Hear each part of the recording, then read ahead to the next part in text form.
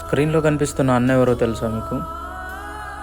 ఆయన ఎవరో, ఆయన ధైర్యం ఏంటి, ఆయన ఏం చేస్తాడు అని తెలియాలంటే వీడియో మొత్తం చూడండి.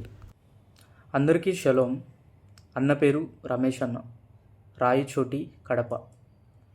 అన్న ఒక సువార్థికుడు. అన్న ఎక్కడికైనా సువార్తకి వెళ్తే ఆయన పరిస్థితి చూశారుగా. అయినా కూడా ఆయన సువార్త కోసం వెళ్ళి అక్కడ దెబ్బలు తిని మరీ సువార్త చేస్తున్నాడు. నిన్ను చంపేస్తాము నేను అని చెప్పిన అయ్యా, ఇది మతం కాదు, యేసుప్రభు మానవుని కొరకు వచ్చిన మార్గము. యేసుప్రభు పాపి కొరకే ప్రాణం పెట్టినాడు, నా పాపాలు క్షమించినాడు, పాపాలు క్షమిస్తాడు, యేసుప్రభు నమ్ముకోండి అని చెప్పి వాళ్ళకి పంపిస్తాను.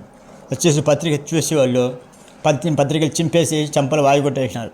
కొట్టారు మిమ్మల్ని? కొట్టినారు, చంపలు వాయుగొట్టి ఎర్రగా కమలిపోయినాయి, వేడుపు వచ్చేసింది. ఆయన పరిస్థితి అలా ఉన్నా కూడా సువార్త కోసమని చెన్నై వెళ్ళాడు. అక్కడ కూడా తన్నారు. అక్కడ తన్నది ఎవరో తెలుసా? పోలీసు. మళ్ళీ చెన్నై పోయాను. చెన్నైలో అక్కడ వాక్యం చెప్పి పత్రిక ఇస్తుంటే అక్కడ పోలీసు వాళ్ళు చూసి మత ప్రచారం చేస్తున్నావు, ఇక్కడ వంచి పోతావా లేదా అని. అయ్యా, ఇది మతం కాదు, యేసుప్రభు మానవుని కొరకు కల్పించిన మార్గము.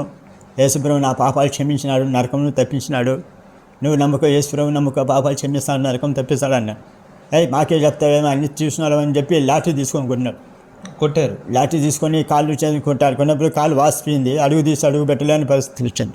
సిలువలో ఆయన చేసిన తాగని మళ్ళీ గుర్తు చేసిన ప్రభా అంటే అప్పుడు మళ్ళీ ఆ పాట గుర్తు సిలువాపై చూడు ఆ ప్రియుని, ఆ ప్రేమకై నువ్వు ఏమిస్తూ అని. అక్కడితో ఏం ఆగిపోలేదు అన్న. అప్పట్లో సీఎం కిరణ్ కుమార్ రెడ్డి గారు ఉన్నారుగా, ఆయనకు కూడా సువార్త చెప్పాడన్న. ముఖ్యమంత్రికి ముఖ్యమంత్రికి అధికారులకు పోలీసు వాళ్ళకు కిరణ్ కుమార్ రెడ్డికి ఇచ్చాను.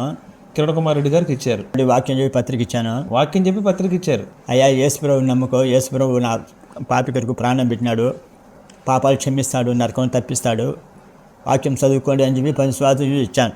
సీఎంకు సువార్త చెప్పిన కులాంగుడు కె రమేష్ అని చెప్పి హెడ్లైన్ చేసి పత్రికలు వేసారు. పత్రికలు వేసినారు.